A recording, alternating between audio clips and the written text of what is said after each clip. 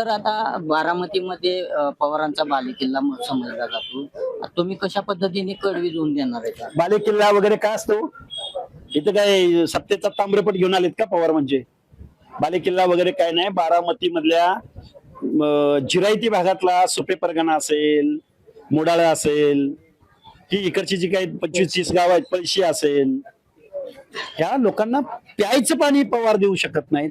पुन्हा पंचायत राजमध्ये त्यांना निवडून द्यायचं, रस्ता देऊ शकत नाहीत. त्या लोकांना परत निवडून द्यायचं.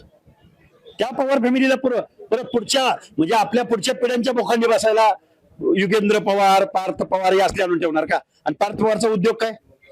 दारू काढायची आणि 500 रुपये 1000 कोटीची जमीन घ्यायची. हे आता परत पंचायत समिती जेडपी मध्ये तुम्ही पटवणार. त्यामुळं सर्वसामान्य कुटुंबामधल्या माणसांना माझं सांगणं आहे, बाबा हो, तुमच्या पुढच्या पिढ्यांसाठी तरी संघर्ष करा. संघर्ष, अरे संघर्षाचा इतिहास लिहिला जातो.